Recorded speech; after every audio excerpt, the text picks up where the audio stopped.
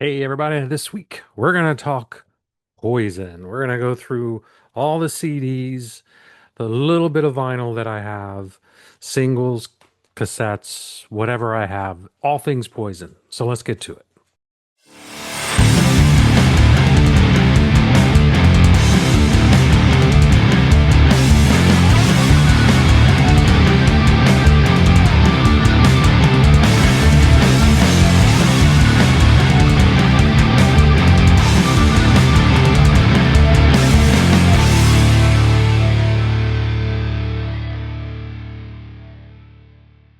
Hey everybody, it's a snowman with too loud, too old music.com. Welcome back to the collection. This week we're going to go back to the early MTV days. Well, mid MTV early days, 1986. And when hair metal, excuse the term, but hair metal was just huge on MTV. And one of the bands that really took it to another level, and that's Poison. The hair, the outfits, everything, but they were everywhere. And, you know, you can say what you want to say about them, and they're probably the epitome of everything people hate about that genre and that time frame, and or everything that was wrong with it. But you can't deny that the songs aren't just catchy. A lot of fun. These big anthems, they had them, and they took advantage of that. So we have the first album from May 23rd, 1986. Let's look what the cat dragged in. Man, I mean, just a little over the top, like I said, with all that. I don't have the insert, just the regular vinyl. It's an early pressing. I don't know if it's original or not, but I also have the CD, and you're gonna want the CD if you're gonna get this. This is the remastered version, and it has three bonus tracks. It has two 7-inch single remixes, one for I Want Action and I Won't Forget You, and then a demo for a song called Don't Mess Around with Jim. So if you're gonna look for this on CD, try to find the remastered. It's really awesome.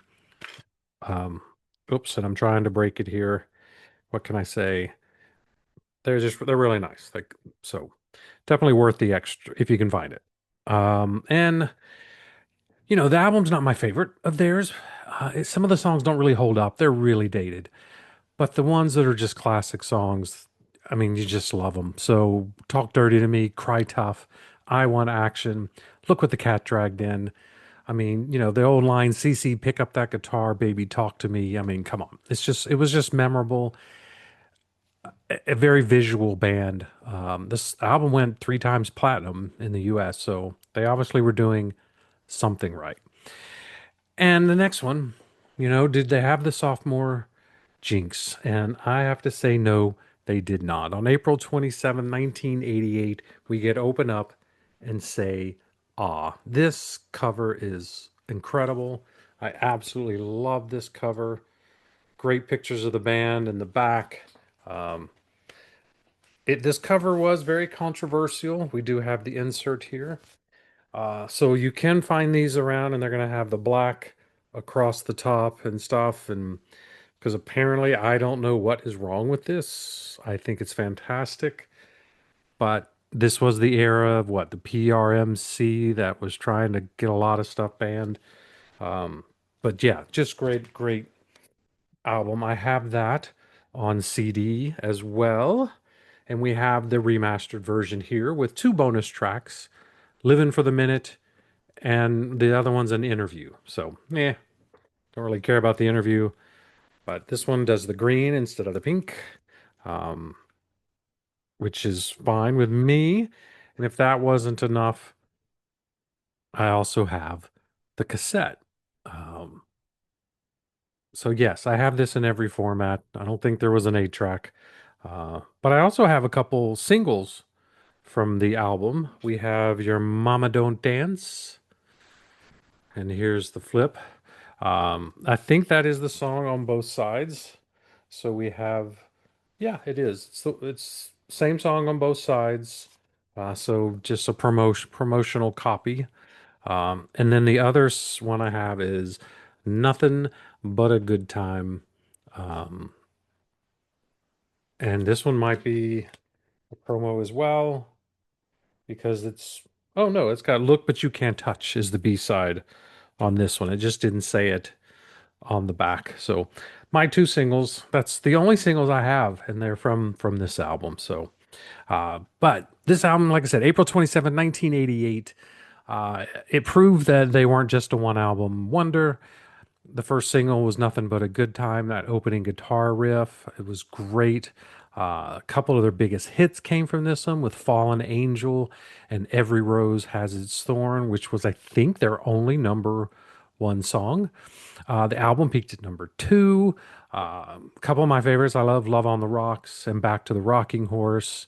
And if you research on this, I think at one time it was rumored that Paul Stanley from Kiss was supposed to produce the album, but he was unable to do so because of scheduling conflicts. Not sure if that's true or not, but how different would this album have been if Paul Stanley was the producer? So very interesting. How, the what ifs. What if that would have happened? How things might have turned out differently? Who knows? All right. Now the next one. What is this? July 10th, 1990. Might be my number one favorite Poison album, depending on the day of the week, because the next one I like too. But this is Flesh and Blood. July 10th, 1990. Like I said, back cover, if you let us, they're a little less glammy and trying to toughen things up, as that was the kind of the trend back then. We have the insert on it as well. This, my, if I believe so, is a original pressing or very early pressing of the album. It was these are very. I think this one's a difficult one to find on vinyl because it is 1990, so vinyl was on its way out at that time. Now, of course, it's got the CD, the remastered version. This one's going with the purple color on this one. And we have bonus tracks of Something to Believe in, acoustic version, and an instrumental demo of God Save the Queen. Interesting. And I know this song because I've heard it before.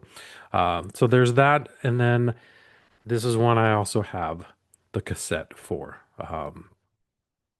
And if I see them, I don't, cassettes I only generally buy if I see them out in the wild. And those are the only two I've come across. I can't believe I haven't found Look What the Cat Dragged In. I'm sure I'll get that one eventually. So, but the album, just it was a just I don't know. I probably listened to it most of the more than any of them. It was a decent album for sure. It was the last decent album they made with CC. After because CC leaves after this album, there's a darker tone to it. My probably my all-time favorite song is on here with Something to Believe in. The piano opening, I mean, that just set that tone for the lyrics. Just a gut-wrenching song. There's some darker tone songs with Life Loves a Tragedy and Valley of Lost Souls. But they didn't completely get rid of the old glam era because they have Unskinny Bop and Flesh and Blood Sacrifice. I also love, I think Life Goes On was on this one, and Ride the Wind. They had a great mixture of songs, a lot of variety. Sequencing was fantastic. I just think it's probably their best album, or one of their best albums for sure. All right, and so after this one, they did release a live album on November 12th, 1991. It's called Swallow This Live. Um, there are two versions of this. There's a single disc version, and it's not a full show. But then you can find the one I have is a double CD, full show, and then it has a bunch of bonus tracks. It has So Tell Me Why, Souls on Fire, Only Time Will Tell, and No More Looking Back, Poison Jazz. So not only do you get a good live show, decent live show, you get some studio tracks as well. And I was out one time and saw this. This is an English release of the single for So Tell Me Why. It looks like the band signs it on the cover, on the CD itself. It's in rough shape. It's old. But it also has live versions of Unskinny Bop and Ride the Wind. So nice little English CD version of the single. It's cool to have. The live show's okay. You know, it's not the best, but I like it. I mean, it's a nice little greatest hits package for the three albums. They do sound decent. They have another live album that I like even better. So, all right. So CC DeVille is pretty much kicked out of the band. There was some big hoo ha ha on MTV, one live performance where CC decided to play some song that was different than what everybody else was playing. And there's just a lot of problems with the band at that point. So CC was out, and they brought in this young, hot, hot. I don't mean hot as in hot, just this incredible guitarist, really young, named Richie Kotzen.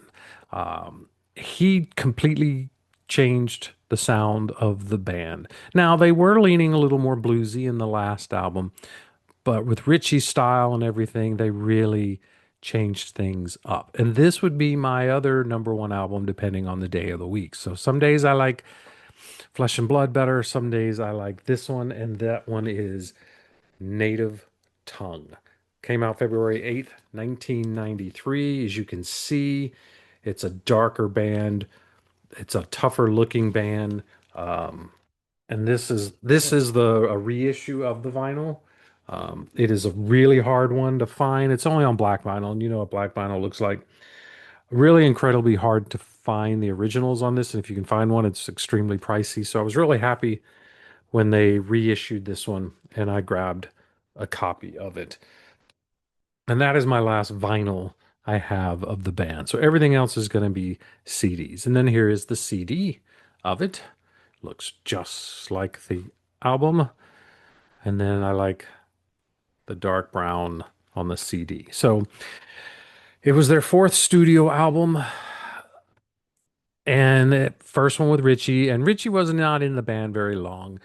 He did something to someone's wife in the band or something. And anyway, didn't go well. He was out pretty quick.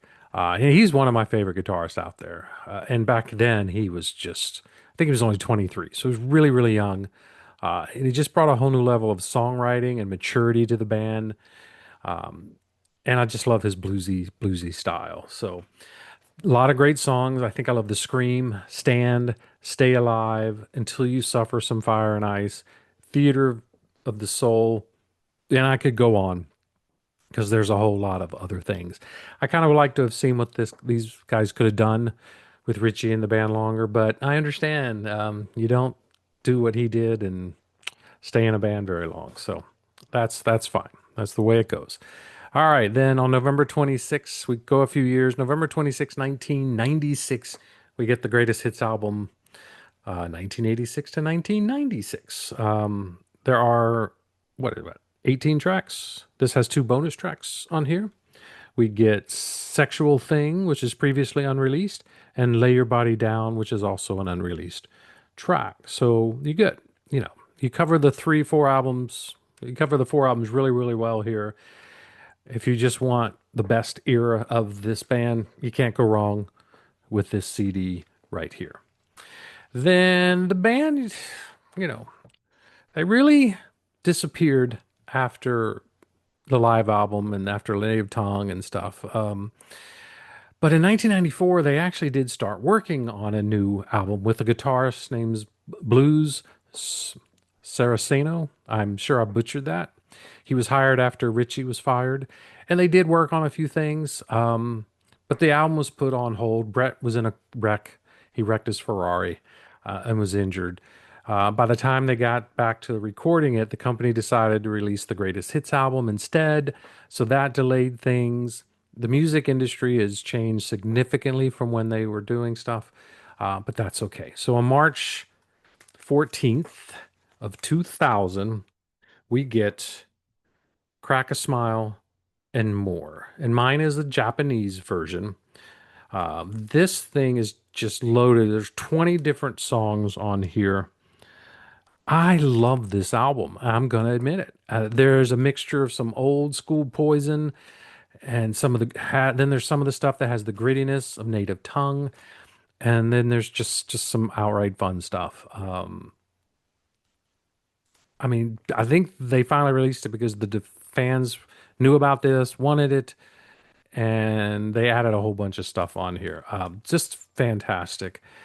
What to say? I say my standouts here are "Shut Up, Make Love," "Best Thing You Ever Had," "Be the One," "Doing As I Seen" on MTV, um, on my TV. The album includes two new songs that were released on the greatest hits. It does have "Sexual Thing" and "Lay Your Body Down." Has some demos. Has some tracks from MTV Unplugged.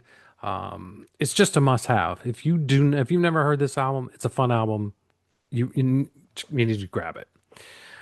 So now they released this in March. Well, a couple months later, a few months later, they released on June 13th, 2000, Power to the People. This is a combination of a studio album and a live album. Yeah, so it starts off with like five studio tracks, and then it has a bunch of live songs on there. Power to the People track is a really great track. It's a very modern rock sound, quite possibly that one of the heaviest songs they've done in a while. I mean, the song alone is why I like this one. But this direction I could have gotten behind if this is where they would have gone. And I think a lot of people would have supported it as well. And there is a standout track on here that has CC DeVille on vocals called "I Hate Every Bone in Your Body But Mine." So the five studio tracks I think are definitely worth picking up this one for. Live album, it's a great live show. It's got a bunch of the hits, so you can't go wrong with that either. All right. Then in 2002, we get what could quite possibly be their worst album ever, and it is Hollyweird. CC DeVille is back in the band. It is the four original guys. But this, okay, I mean, the album songs, they mainly reflect the impact of fame in Hollywood. And, you just don't care when you hear them. There's no, I hate to be harsh like this, but there's no redeeming qualities to any of these songs. It's a mixture of the sound, the vocals, the whole production value. It just sounds like they did it in their garage. There's not much quality on here for a band that's been around 20 years to release something like that. Yeah. And what's even worse is they do a cover of Squeezebox by The Who and they butcher the hell out of it. And there's a song, I think they have the song called Wishful Thinking.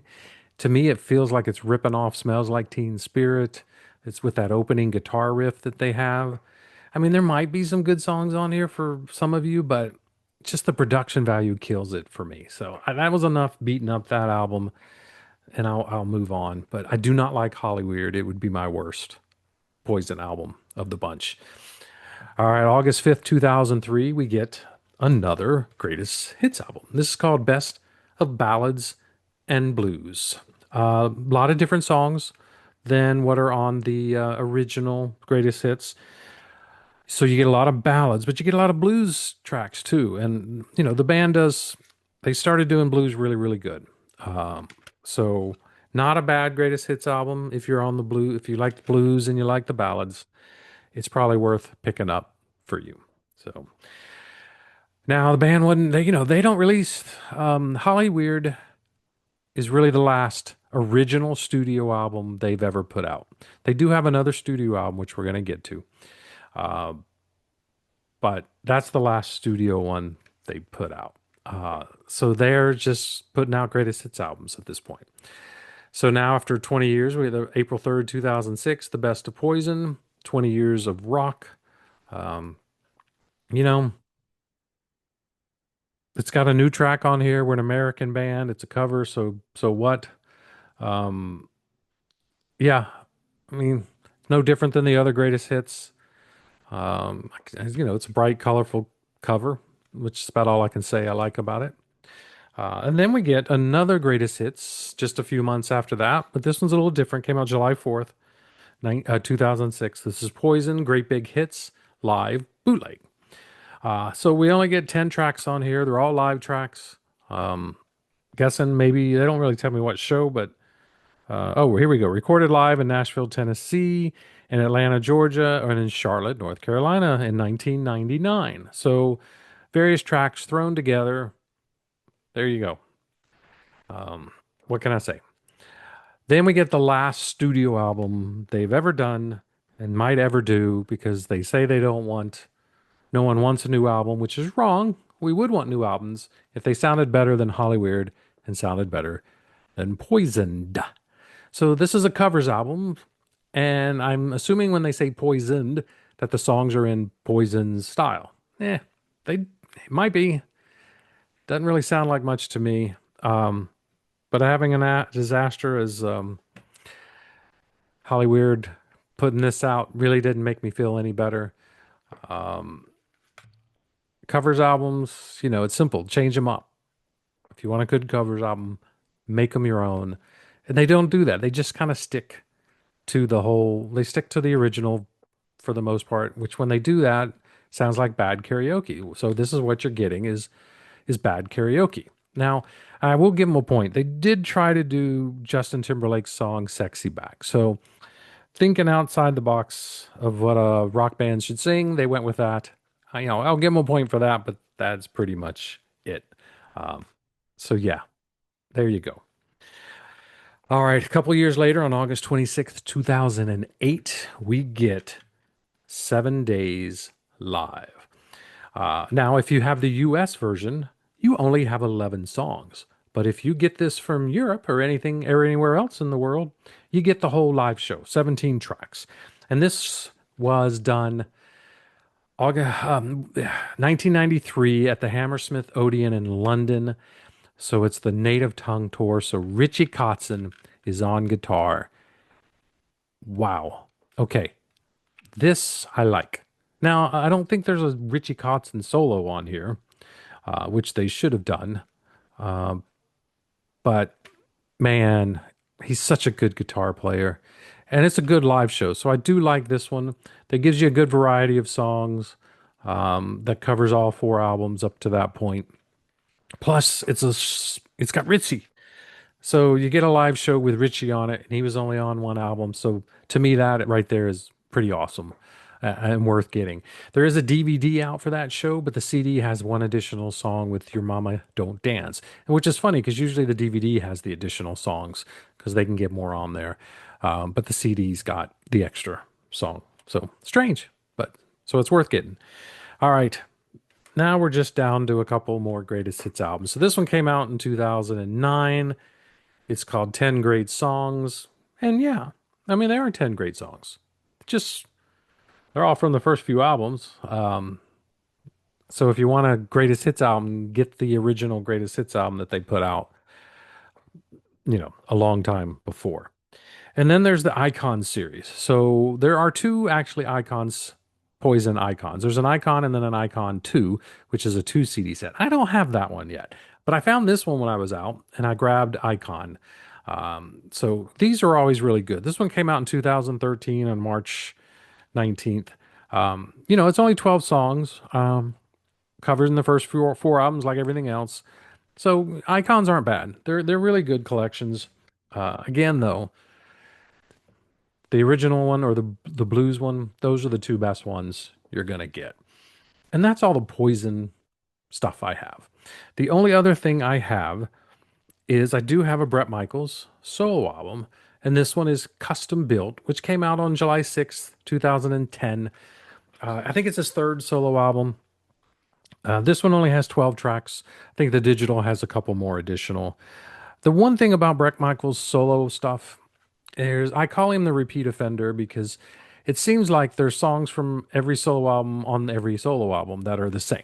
They might tweak it a little bit or do a different mix, make it a duet, but it's a repeat a lot of the same songs. Plus, there's some Poison songs on here redone. I think there's one on here with Miley Cyrus. Yeah, it's an okay album. I mean, like I said, it's an okay album. It's not Poison, but that's okay. At least it's something. If we're not gonna get Poison, but I don't know. I went and saw Bret Michaels a couple, maybe a year or two ago. I was going to see Night Ranger. Night Ranger opened up, and it was this Bret Michaels party thing, and they had Mark McGrath and someone else singing on with him, and Night Ranger came on. Night Ranger was friggin' awesome. They still sound incredible. They still play incredible. That was just the most fun set. I wish it was a full set. But man, Night Ranger was great. And then Bret Michaels comes on, and it's just this party. I don't know. I want to hear Poison. I really don't want to hear party songs with Bret Michaels, and especially Mark McGrath coming out. And I mean, it was just so freaking cheesy. I actually got up and left because I went to see Night Ranger, so I didn't care about to see Bret. And I really have no desire to ever go see Bret Michaels again unless it's under the Poison name. We want Poison to come out again and tour. That's to me the moneymaker. Even though I think he makes so much money doing it himself, I get why he does it. But the fans want Poison, and I definitely don't want to see that crap again. So anyway, harsh, I know. I apologize. But that's it. That's everything I have this Poison. They do have some great albums. Those first four albums are phenomenal. Crack a Smile is great if you get that one. They've got a couple good live albums and some greatest hits albums that are worth it. So good catalog to get through if you haven't explored them. They're worth a listen. So give them a try. So thanks for hanging around. Click like, hit subscribe, leave a comment, all that normal stuff, and we'll get back with you as soon as we can. We'll see you next week on the collection.